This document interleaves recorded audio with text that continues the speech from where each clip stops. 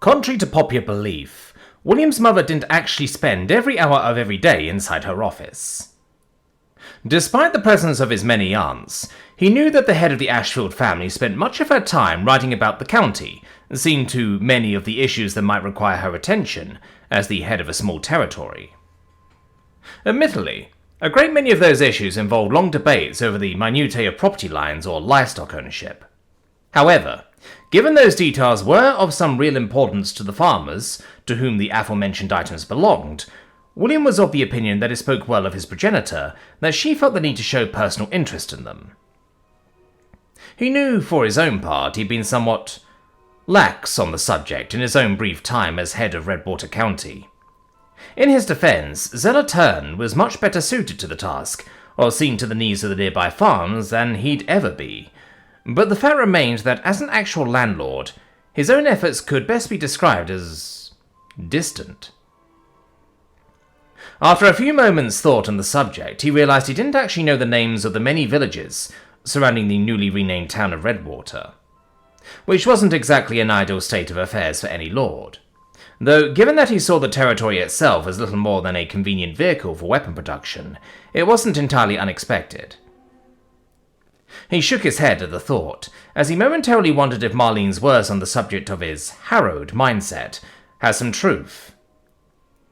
He'd long thought that he'd gotten lucky in how he'd come to be born into this world, but now he was being forced to consider whether or not such fortune had come with drawbacks of a less obvious nature.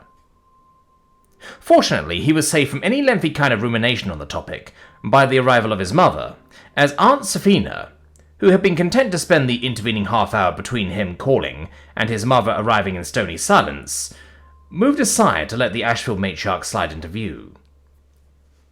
"Well," Janice said, as she wiped an errant lock of hair from her eyes, a move that suggested she rode at some speed back to the estate. "I hope this is important, William, because as much as I'd like to thank you for pulling me away from the council of little old ladies, I'll be forced to make it up to them with another meeting later, and they'll have even more to argue about by the time that rolls around." "Ah, I assume they haven't mellowed any in the time since I left?" William asked, as he vaguely recalled his mother's many complaints about the Council of Landowners that served to represent the many farms and villages around Ashfield territory. "Not in the slightest, and they're worse than usual given that it's now the tail end of winter," she shrugged. "As a lord yourself now, I'm sure you know how it is." He struggled not to wince as he realised he didn't. The closest he'd come to meeting the local landowners of his territory had been when they'd shown up in support of Zeller on his arrival at Redwater. Since then, his dealings with them had been entirely through the Wood Elf herself. Which wasn't exactly great. If anything, the reminder of just how much he'd effectively shoveled onto Zeller's plate did have him make a mental note to follow up on her. Last they spoke, she made a request to hire on some of her old war buddies to act as additional trainers for the plebeian pilot cadre he was starting up. A request he'd granted, along with the funds to follow through, but he'd heard nothing on the topic since. And given it had been 2 weeks since he'd come back to the academy, said training program should have started by now. "Still, as I said, we're both busy," his mother continued. "If anything, I know from my own memories of the academy that your time is probably more precious than mine at the minute. So much so that your willingness to spend 30 minutes waiting for my arrival is a cause for some concern. If the topic wasn't urgent, I'd have expected you to leave a message, or set a time to call back on a later date." Well, she wasn't wrong. Say what one would about his mother and her almost blind ambition, she could be fairly quick on the uptake when she chose to be. More to the point, she was entirely correct. If Marlene hadn't insisted on taking the team's laundry off him, he wouldn't have had the time to make this call. Which was a fairly absurd consideration for a conversation that might well shape the future of the nation, but that was academy life. At least on those occasions in which he couldn't call upon Griffith to grant him an exemption. Of which this most definitely was, given he was in a rather explicit way currently engaged in an act of treason. "Well, I suppose I'll just come out and say it." He took a breath. "The Queen is aware of Olivia's secret heritage and, as a result, what her engagement to a Blackstone male would mean for the future of Lindholm. Needless to say, she has zero intention of letting said betrothal come to pass." Well, it was done now.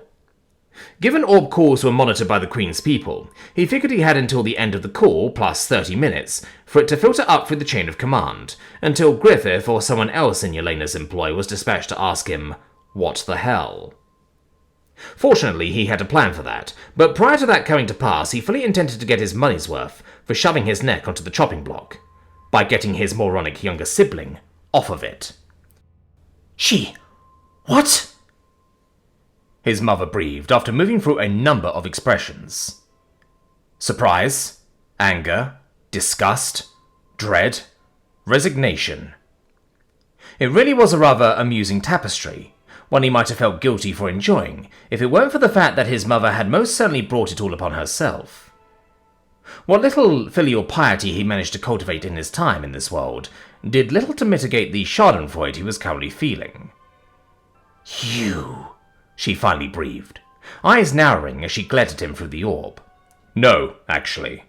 Though I can fully understand why you might think that, he said, as he reclined in his seat. Then how? Janet spoke through gritted teeth. He shrugged. Our dear Queen might have been blindsided by the Blackstone New Haven alliance, but that doesn't make her incompetent, merely fallible. And the mere fallible have plenty of ways of ferreting out information once the situation has been brought to their attention. Brought to their attention? That's guesswork on my part. It's not like I have the woman's ear in any real capacity, he lied. I only became aware of her discovery of your little conspiracy when one of her agents called me aside to ask a series of rather leading questions on what I might know. From there, it wasn't hard to guess at her intentions. And what did you tell them? She asked with narrowed eyes. Nothing, he scoffed. Not that it matters. They clearly already know. Questioning me was simply good spycraft. Further confirmation and all that. Indeed, I'd say they were probably sniffing around less to learn about you, and more to see if I was involved in any way. He grinned. Fortunately, given my actions last year, and my other work on the Crown's behalf, it's pretty clear that I'm not. Janet chewed her lip. If not for you, then how else could the Queen have found out about our plans? He rolled his eyes. Honestly, Mother, the Queen is clearly not without means of her own. Means she clearly saw fit to employ once you made it clear something was going on behind the scenes at our estate. Well, you and the Blackstones. Me? Janet hissed. And the Blackstones, he said dryly. Firstly, by refusing to drop the engagement when I did just about everything I could to publicly shame my fiancé short of dropping my pants and servicing half the mess hall. Again, he felt his lips quirk up in amusement as his mother winced at the image. Strained relationship or not, no mother wanted that image fluttering across their imagination. He coughed before he continued. Clearly, everyone knows that the Blackstones prefer to keep their bloodline human only, and males of the right age and breeding don't exactly grow on trees, but there's an upper limit to what that means they should be willing to tolerate. Limits he'd well and truly cost by snubbing Tala at every opportunity. Especially from a courtship, he added. I imagine that was the moment when the Queen might have begun to wonder if there was perhaps a reason why her sworn enemies would be so willing to hang onto a marriage with a frankly tiny house deep in the territory of their supposed enemies. Rather than immediately refute his point, his mother hesitated, no doubt thinking over every communication she'd had with the Blackstones since he started attending the academy, and which of them might have been intercepted if the Queen truly had developed an interest in what might be being said. Given the way she sagged, he imagined there were quite a few, which wasn't unexpected. Like most conspiracies, its main defense was in that no one but those involved knew about it. Though it was interesting to note that his mother truly did seem ignorant of the Queen's invisible agents, which the Blackstones clearly weren't. Otherwise, they'd all be dead by now. Was it pure paranoia that kept the ducal house from informing his own of the Crown's capabilities? If so, it seemed short-sighted. Indeed, given the only other reason he could think of for the Blackstones remaining quiet on the particular capability was if the Blackstones themselves had something similar. Which was horrifying for all sorts of reasons. More to the point, he continued, when said marriage fell through, you didn't immediately attempt to ingratiate yourself with me and the Crown through me, nor did you seek out potential matches, and thus alliances, through Olivia. Indeed, you've actively rejected what few have been offered. For a woman with but one heir, no allies, and the ire of at least two major powers, that would strike even the most inobservant of onlookers as peculiar. His mother scoffed, though there was no heat to it. A minor house going quiet until a major scandal blows over is hardly new, and Olivia still won't be of marriageable age for 5 more years. He inclined his head. Marriage, betrothal. The difference is minor, but for the topic of the law. To that end, perhaps your decision to lie low might explain an unwillingness to seek out marriage offers. It doesn't serve to explain why you'd be rejecting those that came to you. From what he'd gathered from Griffith, and through her, the Queen's people, it wasn't like the offers being extended to his mother were bad, considering the circumstances. If anything, one had been quite good. Another countship, to be certain, but an affluent one that would have opened up new markets for Asheville County. And Olivia's parentage? This time it was his turn to scoff. The right of droit to vassal is common enough. Given the timescale, it wouldn't be hard for our monarch to guess where you might have sourced the elven half of my sister's blood. His mother coloured a bit at that. After all, just because it was the done thing when a woman needed a magically capable heir, didn't mean she wanted to explicitly discuss it with her son. Nor did William particularly want to dwell on how his mother had likely gone on bent knee to request a night with their liege lady's then living husband. Well, the woman said, finally straightening up, whatever our queen might believe she knows about your sister's future marriage plans, the fact remains that this isn't the Elven Imperium. Olivia has the blood claim to push for her rightful position as the Duchess of Summerfield, and though they may not have the Queen's good favour at this point in time, there's no law against a betrothal to House Blackstone. William nodded. That is true, and by the letter of the law, Olivia is perfectly safe. But we both know that what is likely to occur to Olivia, if the Queen feels she is a threat to her position as monarch, will have nothing to do with legality. Janet paled. Her momentary bluster pierced like a balloon. And, he continued, if you're thinking of having my sister foster in the safety of the North, I'd recommend against it. Doing so will likely only hasten an outcome we both want to avoid. I'd not be quiet. I'd make it known to every house in the land that she murdered my baby girl, his mother hissed. The Blackstones wouldn't even need to storm the capital. The other houses would do it for them. William rolled his eyes. Don't be obtuse, mother. Words are as wind, and I doubt the Queen's agents will be so sloppy as to leave evidence of their misdeeds by acting openly. Pirates, bandits, even a rogue dragon. The list of tools available to them are as myriad as the houses that have employed those self-same techniques throughout time. Attacks of the kind he described happened every other week, as nobles great and small played the great game amongst themselves. And he'd bet as few as 1 in 3 were legitimately what they portrayed themselves to be. His mother knew that. He knew she knew that because of the way she slumped in her seat. So, she asked, defeated, what you mean to tell me is that regardless of what I do, my daughter is doomed? Entirely as a result of my unchecked ambition? She laughed, a hollow, humourless sound. To that end, is this call a form of commiseration or gloating? William didn't even bother to respond to the barb. After all, it wasn't untrue. And he was not so pure of heart that he didn't feel some degree of sadistic pleasure at seeing his mother feel some degree of consequence for her reckless ambition. Ambition born of opportunity and the perceived altruism of allowing a coming civil war to be reduced to a relatively bloodless coup, but ambition all the same. Neither. I'd remind you that I'm taking a rather considerable risk myself by informing you of this. I figure I've got maybe half an hour after this call ends before I'll have the Queen's agents barging down my door. This time, it was a considerably more complicated feeling that flashed through his chest, as his mother paled once more at that reminder. Before she could open her mouth to say something, he interrupted. I'll be fine. Focus on Olivia. You seem rather certain she's doomed, he said. Couldn't that be avoided by simply calling off her secret betrothal and accepting another? Of course, he already knew the answer, but there was a script to be followed here. Even if only one of the actors present was aware of it, and the other was mildly surprised to find it was being followed regardless. Slowly recovering from the now realized possibility that she might lose both of her children, Janet took a moment before she straightened up, analytical mind at work as she shunted her feelings to the side. No. Now the Queen's aware of the threat Olivia represents, she can't afford to leave her as a loose end. She winced. More to the point, she never trusts me to honour my word on the matter, even if I arranged another betrothal. There's always a chance I'd go back on it. Even with me as a hostage? He asked.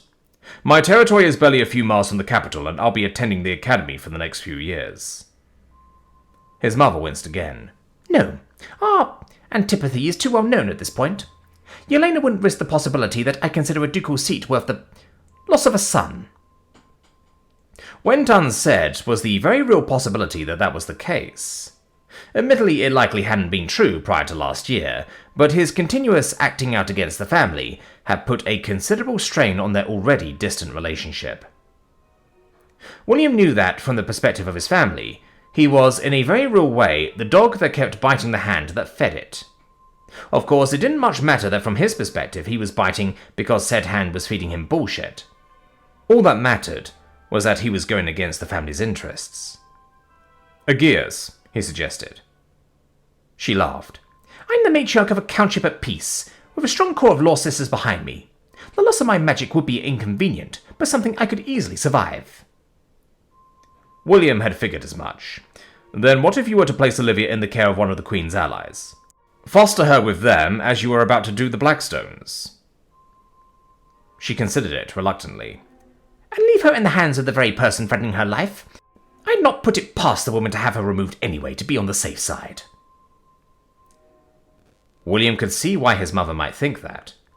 She had no idea how much sway his opinion held with Yelena, given that most of his advancements were being kept under wraps or attributed to others.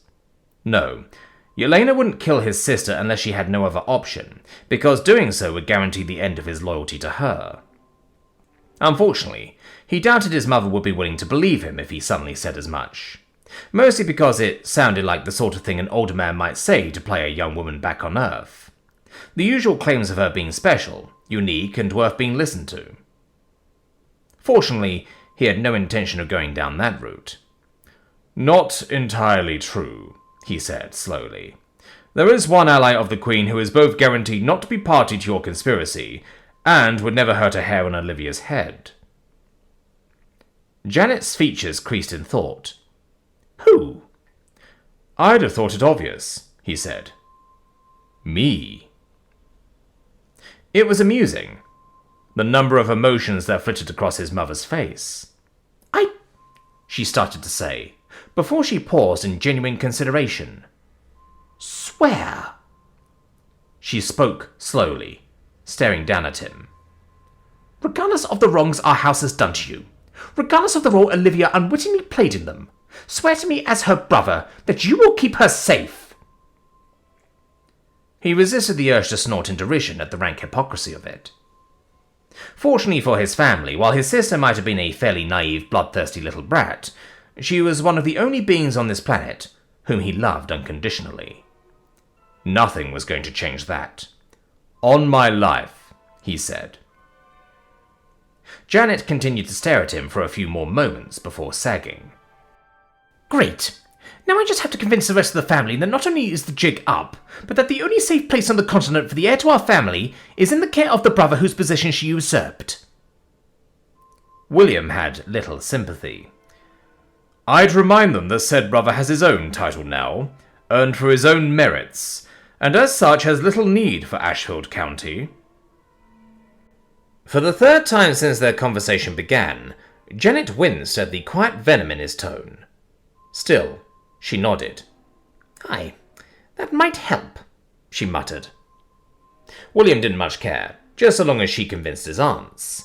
To that end, he reached over to cut the orb's connection. And then just stared at it. Holy shit, he thought. Did that just work? Sure, there was every possibility that Janet had just lied to him, and she was calmly scrambling to load Olivia into a shard headed towards Blackstone territory, but he doubted it. Say what one would about his progenitor, while she was all too willing and capable of lying to the world at large, where her progeny was concerned she tended to be distressingly honest. Indeed, despite the weave of bullshit he spun wholesale about arousing the Crown's suspicion, the fact of the matter was that he'd have been utterly ignorant of the Ashfield-Blackstone alliance's revival if his mother hadn't chosen to be honest with his blabbermouth of a sibling. No.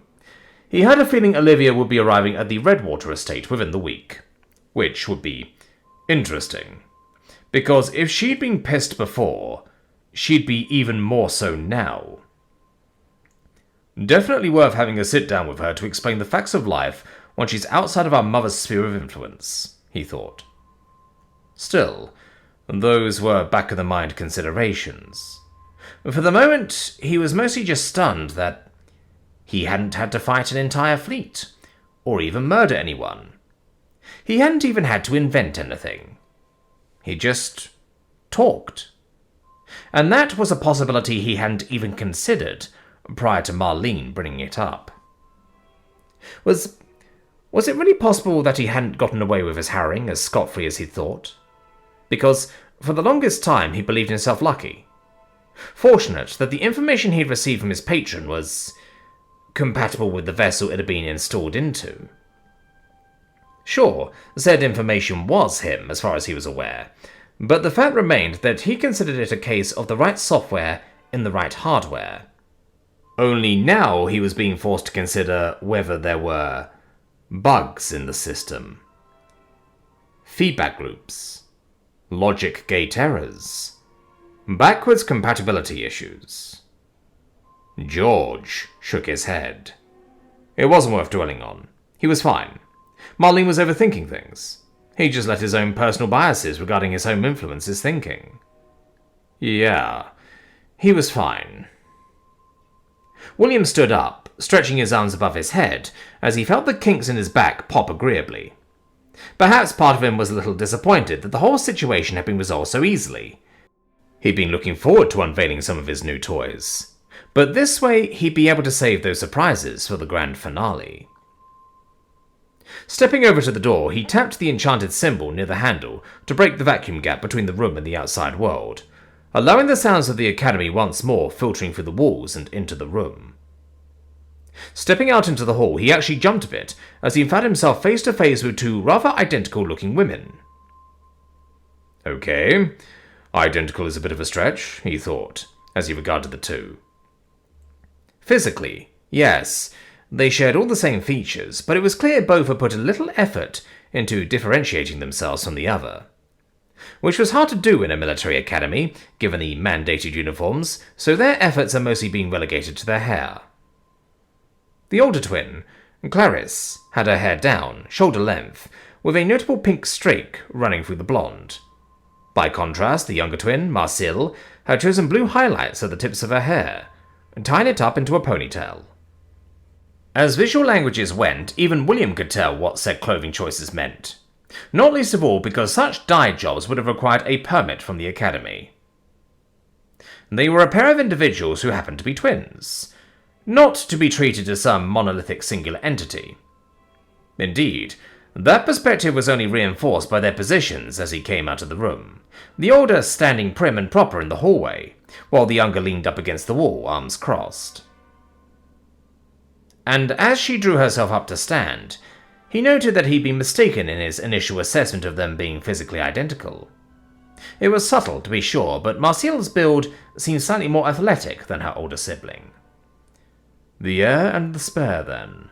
The former's education was probably more administrative, while the latter was more martial, he thought. William, right? Clarice spoke gently, a wide smile slipping across the fourth year's features. Sorry to ambush you like this, but your friend told us you were looking to set up a meeting of some sort. Where Clarice's tone was soft, her sibling was slightly more gruff, though not aggressively so. That just seemed to be her default tone. And your other friend told us a few minutes ago where you'd be around now. Seemed to be easier to grab you now than when you're being swamped at lunch. William smiled awkwardly a bit at the reminder. Yes, he'd certainly become popular since his return to the academy, and while that was beneficial in the long run, in the short term it had made it a little difficult for him to meet certain individuals who he wanted to speak with. Is that so? He said slowly, as realization dawned on him. Said realization being that, did he actually need the twins anymore? He kind of just resolved the issue which had given rise to his need for them, rather anticlimactically at that. did it really matter who won the Summerfield ducal seat at this point? Of course it did. The thought was like lightning through his brain. Sure, he couldn't fight the Blackstone fleet over the seat now, but that didn't mean there wasn't an opportunity here. An opportunity to both gain an ally and place him into a position of considerable power. All he had to do was help his chosen candidate beat out the other contenders, of which his sister now wasn't. Yes, having some allies for after the Blackstones were dealt with could only be useful. Still, I better move fast, he thought. I have not got long before the Queen's people show up, probably with Griffith in tow. To that end, it would probably be wise to move this conversation away from the scene of his most recent crime. Yes, I did, he said, affecting his most innocent young man smile. I realize this is likely a bit forward of me, but I happen to be something of a budding engineer myself, and when one of my friends mentioned that well, it's a little embarrassing to say it, but newfound popularity might be able to garner me an opportunity to get a look at that fascinating new shard House Whitemorrow has developed. He trailed off, as if embarrassed by his frank interest. Fortunately for him, both girls clearly ate it right up. And why wouldn't they? On Earth, this would be the equivalent of a girl fawning over a guy's expensive new ride. More to the point, said girl happened to be a wealthy heiress with deep pockets of her own. Not to stretch the metaphor too hard. I think we can arrange that, the older twin said. There's not much time left until lights out, but Marston and I have an arrangement with the Academy Guard. They won't give us any trouble if we linger a bit. Really? The younger twin grinned as she gestured down the hall. Really, it won't be a problem. William followed after the pair as they started walking in the direction of the hangars, as Marcel casually struck up a conversation. With that said, as fancy as our basilisk is, I think you're right pretty nearly blew him out of the water. I mean, showing up in a shard you designed is one thing, but not many of the cadets around here have the pull to arrive in their own cruiser. William scratched his neck bashfully. My friends told me I should go big or go home. You don't think it was too much, do you? Oh, not at all, Clarice said, her shoulder casually brushing against his as she walked alongside him, perfume wafting across his senses as she did. Not at all. A new county like yours needs to be bold if it wants to garner the right sorts of people as allies. Other people with ambition, you know. William nodded along absently, even as most of his mind was on how Yelena was going to react when she found out about his betrayal. Well, hopefully she's in a good mood, he thought. Yelena sighed, sagging into her throne as the last member of the Lunite delegation stepped out of the room and out of sight. Thus, the only witnesses left to her less than queenly behaviour were her guards, who've seen much worse over the years. Praise be to Gear's enforced loyalty, she thought, as she stretched idly. Standing up, she shook her head. Honestly, do they really think I'm just going to give away the Kraken Slayer because of a few veiled threats? She muttered quietly to herself. The whole thing had just been a giant waste of time, made worse with the fact that it was basically just a repeat of the same conversation she'd been forced to have with the Solites a few days ago. Both nations had heard about the Kraken Slayer. Both wanted it. She'd die before she let that happen. And regardless of how difficult the North was being, she knew they'd stand with her to keep it from happening. Ugh. All I want to do is get into the bath and have this day be over, she thought. Fortunately, there was nothing left on the docket, so provided there wasn't some kind of emergency in the next few minutes, she figured she'd be... And there's the door opening, and that's a very worried expression on Janna's face, Yelena thought with quiet resignation, as one of her hair clerks all but flew into the room, determinedly striding in her monarch's direction. Well, whatever it is, hopefully it shouldn't be too bad, she thought, in a moment of rare hope. Thupa winced a little as a dull roar echoed forth through the doors leading to the Queen's throne room. So uncivilized, the Lunite ambassador thought, as she strode through the halls of the Pretender Queen's pitiful excuse for a palace. Then again, what else could one expect from the half-breed leader of a rebel backwater? albeit a backwater with an irritating tendency to birth novel new ideas. The shard, the bolt bow, aluminium refinement? The dark elf thought, as her bodyguards opened the door to her decidedly rustic quarters. And now a device capable of killing krakens. Each of them as crude and unrefined as the place that spawned them, but useful all the same, after refinement by more civilized hands. Barely even sparing a glance at the two centurions, she stepped inside, hearing the door close behind her. However, rather than finding her room just as she left it, she was both unsurprised and irritated to see a distinctive purple letter placed carefully on her desk. And now I've gotten a visit from the fucking Fumarati, she thought acidly. Likely to ask why I've yet to acquire the Kraken Slayer for the Empire. As if that was ever going to happen through anything other than the cannons of an invasion fleet. Something that was unlikely to happen so long as the damned colonials persisted in their suicidal strategy of intercepting reclamation fleets over open water. A stance that are likely only being reinforced by the fact that they could now actually recover the cores of any such ships that happened to fall there. Stepping over to the desk, she picked up the letter, noting the intact seal before addressing the room at large. I know you're still here. Would it kill you to simply announce yourself like a real person, rather than play this cloak and shadow game? Predictably, the wolf-cloaked spy that was undoubtedly present somewhere in the room remained silent. Thupa rolled her eyes. The Empress's personal agents were as fond of their theatrics as they were competent in their spycraft. A lesser woman might have been impressed by such, but the Countess had long since grown inured to them.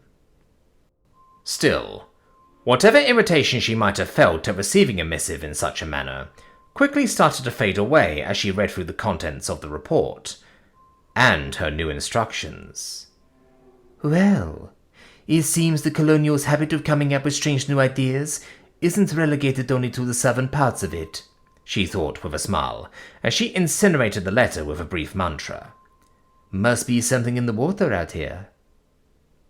She smirked at her little joke, even as she set about thinking about how best to fulfill her newest orders.